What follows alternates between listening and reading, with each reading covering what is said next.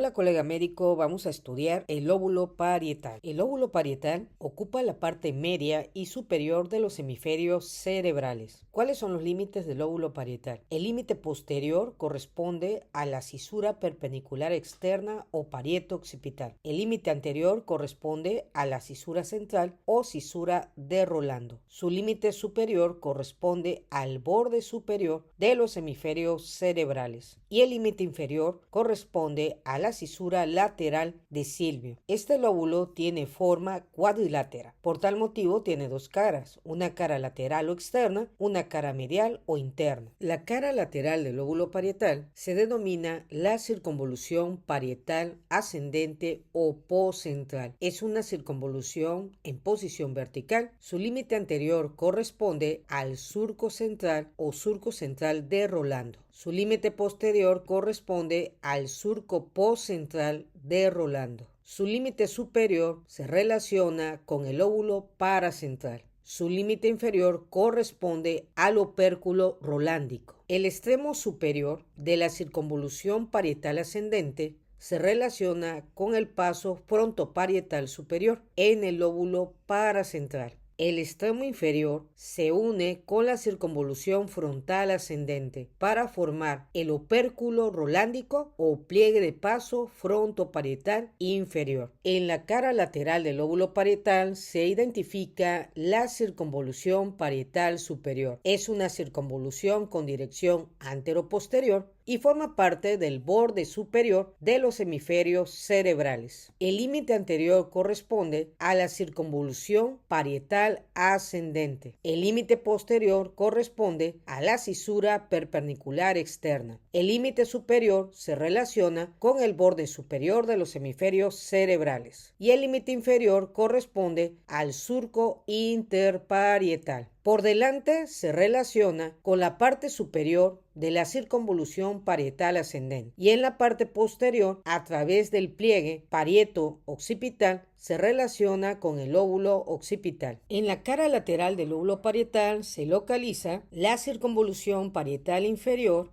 o segunda circunvolución parietal. Esta se origina a nivel de la circunvolución parietal ascendente y se relaciona con la porción terminal de la cisura de Silvio, también conocida como giro supramarginal o circunflejo. La circunvolución parietal inferior se relaciona con la circunvolución temporal media a través del giro angular. La segunda circunvolución forma parte del pliegue parieto occipital que permite la comunicación entre el lóbulo parietal y el lóbulo occipital. ¿Cuáles son los límites de la segunda circunvolución? Su límite anterior corresponde al surco postcentral. Su límite posterior corresponde al pliegue parieto occipital. Su límite superior corresponde al pliegue interparietal. Y su límite inferior también corresponde al pliegue parieto occipital.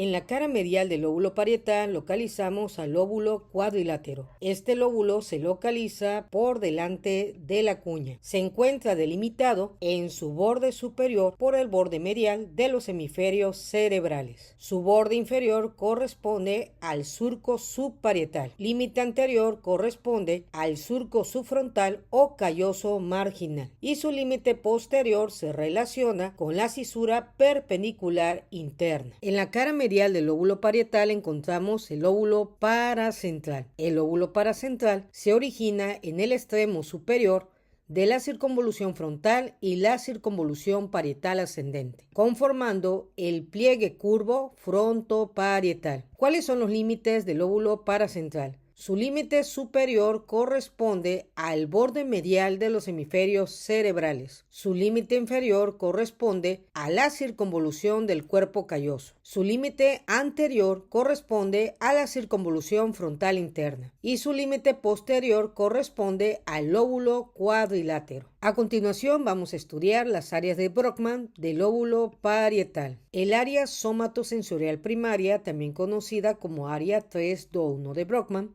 se localiza en la circunvolución parietal ascendente que se observa en la cara lateral y en la cara medial a través del lóbulo paracentral. ¿Cuáles son las funciones del área somatosensorial? En ella se localiza el homúnculo somatosensorial, donde se centran las sensibilidades somatogenerales, que corresponde al tacto, temperatura, vibración, dolores, propiocepción de los dedos, movimientos voluntarios de la mano, así como la deglución voluntaria, movimiento orofacial y la sensación anticipada al tocar. Cuando tenemos una lesión del área somatosensorial primaria, el paciente presenta astereonopsia contralateral, que consiste en la posibilidad de reconocer objetos mediante el tacto. El paciente puede presentar hemihipoestesia, es la disminución de la sensibilidad de la mitad lateral contralateral del cuerpo, debido a la decusación de los tractos sensitivos. El paciente también presenta agrafestesia, que es la imposibilidad de reconocer números o letras escritas en la palma de la mano. El área 321 de Brodmann está irrigada por la arteria cerebral media. El área somatosensorial secundaria es el área 5 de Brodmann. Se localiza en la cara lateral de los hemisferios cerebrales, en el extremo anterior de la circunvolución parietal superior y en la cara medial en la porción inferior del lóbulo paracentral. Las funciones del área somatosensorial secundaria se coordinan con el área 7 de Brodmann, que forma la región somatosensorial secundaria y permite los procesos visoespaciales, la percepción del espacio-tiempo, la estereosis, la memoria espacial, en el razonamiento deductivo y el reconocimiento consciente de acontecimientos vividos en el pasado y la sensación del dolor. Esto se observa en las personas que tienen habilidades para encontrar lugares. El área 5 de Brodmann es el GPS del cerebro. Cuando hay una lesión del área somatosensorial secundaria, se presenta agnosia somestésica, que consiste en la incapacidad de reconocer estímulos aferentes de sensaciones táctiles. Por tal motivo, el paciente presenta astereonopsia, que es la incapacidad de reconocer los objetos solo con el tacto, o agrafestesia, que es la imposibilidad de reconocer letras o números en la región palmar o en extremidades. El área somatosensorial secundaria es irrigada por la arteria cerebral media. El área somatosensorial secundaria o área 7 de Brodmann se localiza en la porción posterior de la circunvolución parietal superior y en la cara medial del lóbulo cuadrilátero. Las funciones se coordinan con el área 5 de Brodmann y permite la organización somatotópica sobre el tacto, sentido de posición, presión y dolor, comprensión literal de oraciones y palabras, movimientos voluntarios dirigidos hacia un objeto. En esta imagen observamos las características que nos permite identificar el área 7 de Brodmann. La lesión del área somatosensorial secundaria nos origina la ataxia óptica, trastorno de incapacidad para dirigir los movimientos de la mano hacia un objeto visto con claridad. El paciente conserva la orientación, pero es incapaz de dominar los movimientos de su mano para fijar la mirada en un objeto específico para tocarlo. Esta área está irrigada por la arteria cerebral media. El área 31 de Brodmann se localiza en la circunvolución singular posterior, en la cara medial del lóbulo parietal inferior. Esta área se asocia con la comprensión correcta de la lectura, la memoria y la sensibilidad general talámica. La lesión de esta área puede originar la dilexia, que es la imposibilidad de comprender correctamente la lectura en relación con otras áreas corticales. Esta área se encuentra irrigada por la arteria cerebral media.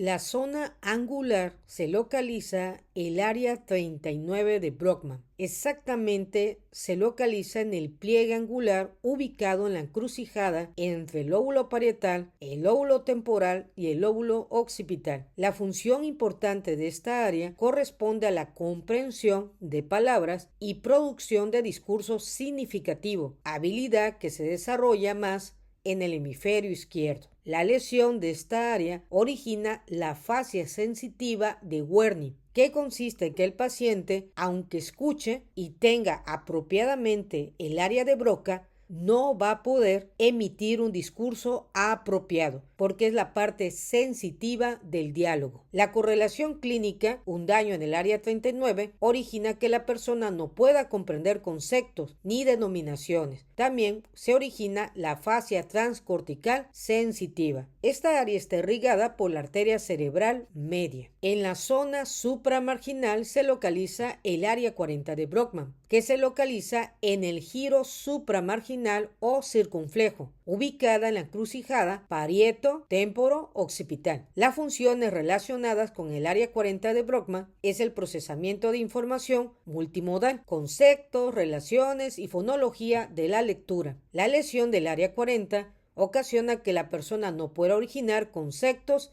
ni denominaciones, como ocurre en la fascia de Wernicke. Se encuentra irrigada por la arteria cerebral media. El área del gusto se encuentra en el opérculo parietal y corresponde al área 43 de Brockman. Se localiza en la porción inferior de la circunvolución postcentral, en el pliegue frontoparietal o opérculo parietal. Las funciones del área 43 se relacionan con la corteza gustatoria, que recibe fibras aferentes de los núcleos talámicos ventrales posteromediales para procesar la información transmitida por el sentido del gusto. En esta imagen observamos la relación del área cortical o 43 de Brockman con los núcleos talámicos ventral posteromedial y la relación que tiene con el núcleo solitario, que recibe la sensibilidad del nervio facial, del nervio glosofaringeo y del nervio vago, que otorga la inervación aferente gustatoria de la lengua. Una lesión del área 43 origina pérdida de sensibilidad gustativa. Se encuentra irrigada por la arteria cerebral posterior. Colega médico, hemos terminado los límites del lóbulo parietal y las áreas de Brockman que la conforman.